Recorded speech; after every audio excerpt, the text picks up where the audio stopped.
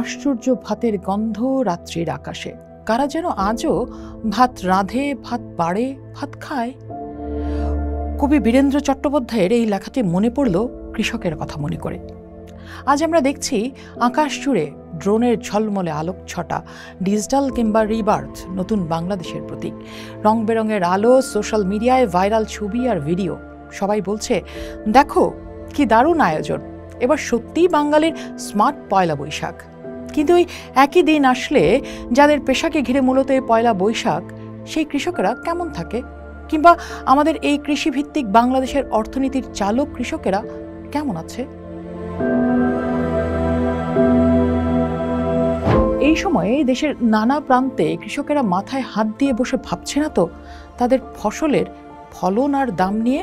সরকার বলছে এবার আমরা মাত্র 3.5 লাখ টন ধান কিনবো, যেখানে উৎপাদন হবে প্রায় 3 কোটি টন। মানে কৃষকের 1% ধানেরও কোনো গ্যারান্টি নেই। আর ধান কিনবে কার কাছ থেকে? কৃষকের কাছ থেকে নয়, কিন্তু চালকল মালিকের কাছ থেকে কিনবে। সেই চালকল মালিক যাদের বিরুদ্ধে যুগ যুগ ধরে অভিযোগ ধান মজুত করে কৃত্রিম সংকট তৈরি করার। বিগত স্বৈরাচারের আমলেও কৃষককে লড়তে হয়েছে এর বিরুদ্ধে। তখন তারা হেরেছিল, কারণ স্বয়ং খাদ্যমন্ত্রীও ছিলেন চালকলের মালিক। ফলে কৃষক তার ন্যায্য পণ্যমূল্য থেকে হয়েছে বঞ্চিত, আর আম জনতার বেশ বড় অংশ চালের দাম বেড়ে যাওয়াতে ভাতের থালা করেছিল ছোট। এই দেশে কৃষকদের জন্য এই এক অদ্ভুত অর্থনীতির মডেল।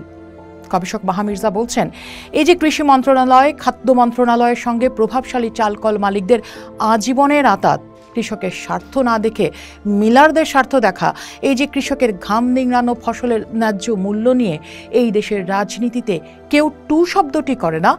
এই দেশে শত শত সংস্কারের ডামাডোলের মধ্যে কৃষক অচ্যুত, কৃষক পরিত্যক্ত, কৃষক থার্ড টায়ার সিটিজেন। সব কিছুর সংস্কার হবে, কিন্তু কৃষি খাত সংস্কারযোগ্য না। এই যে কৃষকের গল্পটায় কারো কোনো আগ্রহ নেই।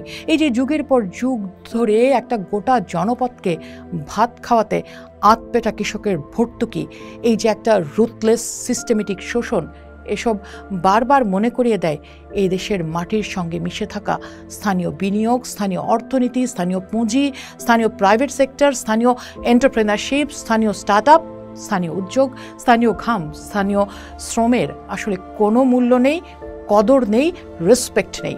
যে কৃষক ছেঁড়া লুঙ্গিতে মাথায় রোদে পড়া ঘাম নিয়ে ফসল তোলে, তার লাভটা যায় ফিলারদের পকেটে। আর তখনই নগরের নানা জায়গায় পয়লা বৈশাখ।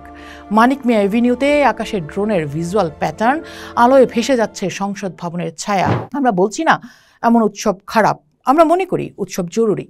কিন্তু যে কৃষকের ফসলকে ঘিরে এই উৎসবের সূচনা, তার প্রতি বৈষম্যের, ওই যে ন্যায্যতার প্রশ্ন, তার কি হলো? জুলাই অভ্যুত্থানের প্রতিশ্রুতির কি হলো?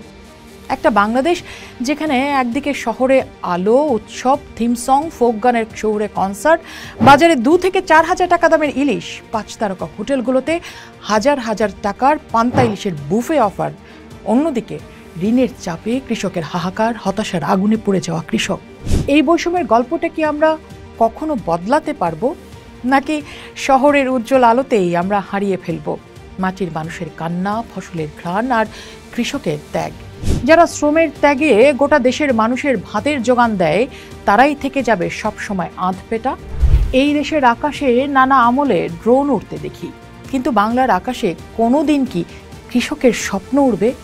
নাকি কৃষকের চোখের জল বাড়াবে মাটির উর্বরতা, সেই থেকে জন্ম নেবে ফসল, আমাদের ঘরে আসবে ভাত, আর কৃষক থেকে যাবে বৈষম্যের শিকার? এই দেশে 2.5 কোটি মানুষ এখন কৃষক। তাদের আলো না থাকলে কারো আলো কি দীর্ঘস্থায়ী হবে? সেই প্রশ্ন রেখে গেলাম আমি, ফারহানা রহমান। পোস্ট দেখুন, করুন, ভাবুন, পোস্টের সাথেই থাকুন। সবাইকে নববর্ষের শুভেচ্ছা।